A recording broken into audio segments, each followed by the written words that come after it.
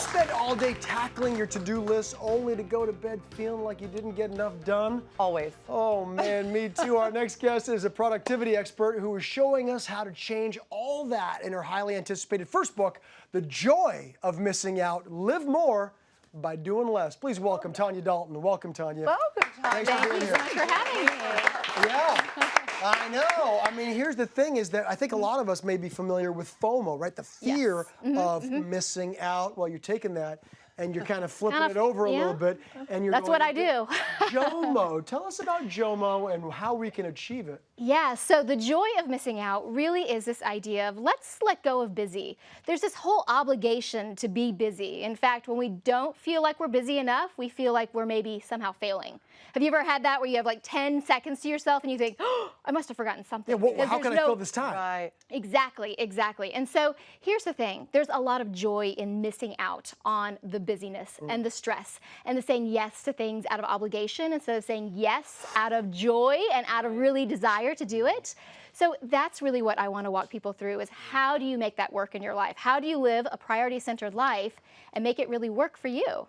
Right, exactly. And saying the joy of saying no because you're saying yes to yourself. Yes. Instead of the anxiety that comes with feeling like I should be doing that or being there or part of that party or whatever. Exactly. Where did this all come from? I feel like it's just becoming more and more as the years progress. It's true. There's a whole glorification of busy in our society today. I mean, I see it on posters, I see it on TV, TV shows and T-shirts and everywhere it says, I am very busy, as if that's a badge of honor, that being busy means that we're somehow important, right? When really, when we spend our days doing things that are meaningful, when we do fewer things and pour ourselves truly into them, we really feel good about our days. That's right. Now, you are the mom of 2 teenagers. That can be very overwhelming in itself. But you say it's not about how much you have to do as a mom. It's about knowing where to start is what it is that overwhelms us. Yes, yes. Here's the thing. I go around and I speak to lots of different women in all different seasons of life, and I hear that word again and again and again, overwhelmed.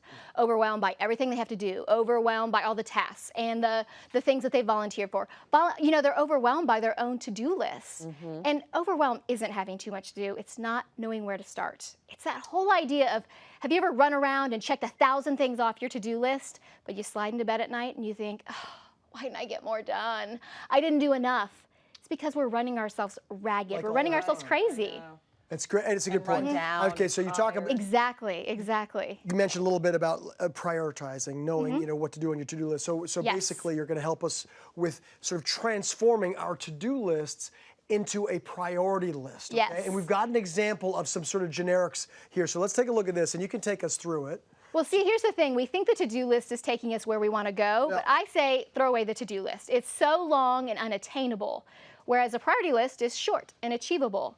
A to-do list is unorganized versus a priority list, which is organized. And with a to-do list, there's no clear direction versus a priority list, which tells you where to start. And like we just said, overwhelm isn't having too much to do.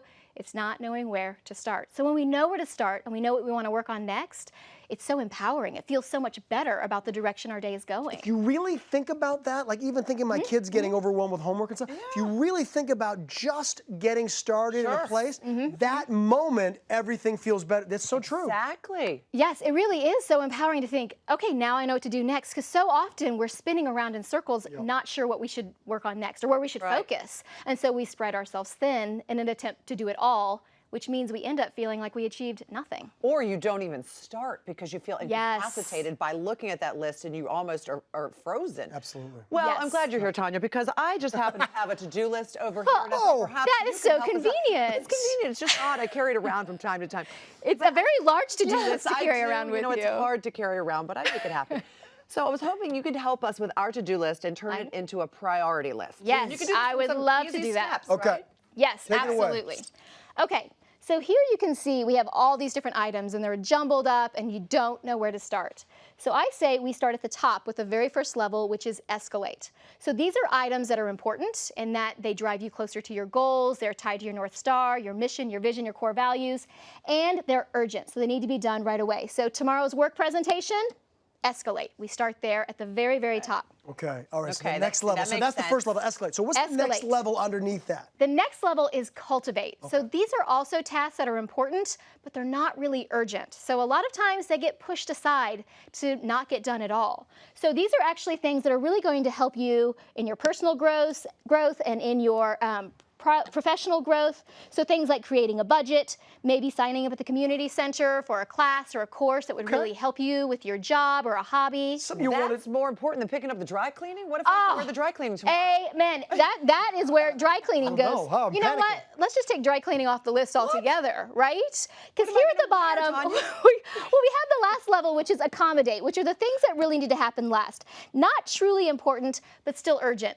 But things like dry cleaning, could you maybe delegate that out? Or could you use a dry cleaner that delivers? Okay. And therefore, taking off things off our You list. can eliminate certain Yeah. things. We don't have to do it all. Get John to pick up the dry cleaning, Deb. That's the takeaway here. That's the funniest thing you've ever said. Oh my gosh, that's hysterical. And I'm gonna John's hear- dry cleaning, by the way, is still there from 2 weeks ago. And There he you asked me go. if I You could see pick what it I'm up yesterday. saying? See, it's urgent, but not really that important, let's be honest. Listen, very, very helpful. Very, very clear. Thank you Yes. so much for being here and sharing that. The Joy of Missing Out.